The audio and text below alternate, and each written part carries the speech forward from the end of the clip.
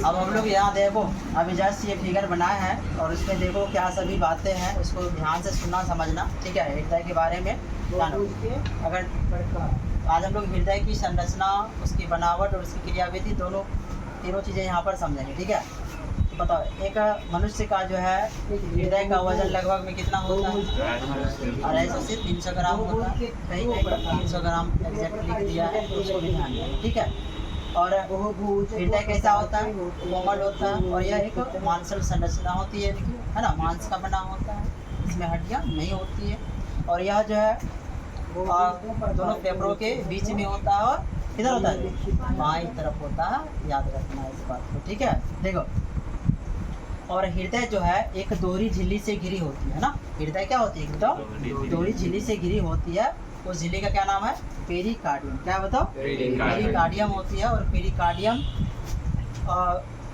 जो है हृदय और पेरिकार्डियम झिल्ली के बीच में जो है क्या रहता है? पेरिकार्डियल द्रव होता है, जो इसको घर्षण से, यानी कि जब ये गति करती है, यानी कि इसमें जब क्या होता है? गति होता है, तो ये घर्षण को कम करने का काम करता है ना, यानी घर्षण से बचाता है इसको, ठीक है। और ये बात ध्यान रखना कि हृदय के अध्ययन को हम लोग क्या कहते हैं? कार्डियोलॉजी कहते हैं। और जो डॉक्टर सभी बनते हैं ना हृदय के, उसको कार्डियोलॉजिस्ट बोलते हैं ना, उसको कार्डियोलॉजी कहते हैं। और याद रखना कि जो है हृदय है ना, यानी कि 1 मिनट में लगभग कितनी बार ये धड़कता है? 72 बार, है ना। और हृदय जो है 4 वैष्णों में बटा हुआ है। कितने वैष्णों में? 4 वैष्णों में। अगर हम बात करें 4 वैष्णों में कौन कौन, तो देखो, दायां अलिंद, बायां अलिंद, है ना, दायां निलय और बायां निलय, ये 4 वैष्णों में बटा हुआ है, ठीक है। तो हृदय के जो चौड़े भाग होते हैं उसको क्या कहते हैं? बताओ, अलिंद कहते हैं। क्या कहते हैं? और हृदय के जो संकरे भाग होते हैं उसको क्या कहते हैं हम लोग? निलय कहते हैं। और एक बात ये भी याद रखना कि हृदय का जो व्यस्म है ना, जो संकुचन होता है, हृदय के व्यस्म में जो संकुचन होता है उसको हम लोग क्या कहते हैं? सिस्टोल कहते हैं। उसको क्या कहते हैं? और हृदय के व्यस्म में जो है शीतलन, क्या बोलोगे? शीतलन, यानी जब वो फैलेगा, है ना, तो उस कंडीशन में उसको हम लोग क्या कहते हैं? बताओ, डायस्टोल कहते हैं। क्या कहते हैं? और यही सिस्टोल और डायस्टोल मिलकर हृदय का एक धड़कन कहलाता है। क्या कहलाता है? बताओ, हृदय का धड़कन। हृदय का क्या? बताओ, धड़कन कहलाता है। इस बात को ध्यान रखना, ठीक है। ये क्या था? और ये बताओ, हृदय का आकार कैसा होता है? बताओ, त्रिकोना शेप में होता है। कैसा होता है? बताओ, त्रिकोना आकार का होता है। और हृदय में देखो, हमारे शरीर में जो है 5 से 6 लीटर ब्लड होता है ना, 5 से 6 लीटर ब्लड होता है। लेकिन हृदय से मात्र कितना ml? बताओ, 70 ml ही क्या होता है? बताओ, ये रक्त को पंप करता है। कितना? 70 ml। देखो, हृदय को ध्यान ये रखना है कि हृदय को जो है क्या कहा जाता है? ये रक्त पंप करने का काम करता नहीं है, ये क्या करता है? बताओ, रक्त को पंप करने का काम करता है। इसको ध्यान रखना, ठीक है। अब यहाँ ध्यान बताए आपको, तो अगर हम लोग यहाँ बात करें, अब देखो हृदय में कुछ बातें थोड़ा सा देखो। रक्त का जो प्रवाह होता है तो वो क्या होता है? हमारे शरीर में रक्त वाहिनियों के द्वारा होता है। किसके द्वारा? रक्त वाहिनियों के द्वारा होता है। तो उसमें से कुछ ध्यान रखना, जैसे सीरा, क्या है बताओ? सीरा और धमनी है। और एक बात, फुफ्फुस, सीरा और फुफ्फुस धमनी भी। तो जो सीरा से कौन सा रक्त का प्रवाह होता है? बताओ, अशुद्ध रक्त का। और धमनी से शुद्ध रक्त का, फुफ्फुस सीरा से शुद्ध रक्त का, और फुफ्फुस धमनी से अशुद्ध रक्त का, है ना। तो देखो, इसकी हम लोग क्रियाविधि को समझते हैं, है ना, इसका क्या काम होता है, कैसे क्या हमारा हृदय काम कर रहा है, कैसे इसमें रक्त का प्रवाह होता है, उसको समझा। देखो, तो हमारे पूरे शरीर से रक्त जो है किसके द्वारा? अग्र महाशिरा और पश्च महाशिरा द्वारा, ठीक है।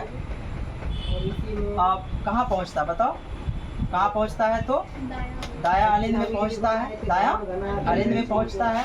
और ठीक उसी समय जो है फेफड़ा से, कहाँ से? बताओ, फेफड़ा से शुद्ध रक्त फिर कहाँ पहुँचता है? सीरा द्वारा, यानी फुफ्फुस सीरा द्वारा। किसके द्वारा? बताओ, फुफ्फुस सीरा द्वारा शुद्ध रक्त जो है फेफड़ा से बायां अलिंद में आता है, बायां। और फिर देखो, इसमें क्या होता है? अलिंद में जब संकुचन होता है तो यहाँ पर देखना कि दायां अलिंद और दायां निलय के बीच एक कपाट होता है ना।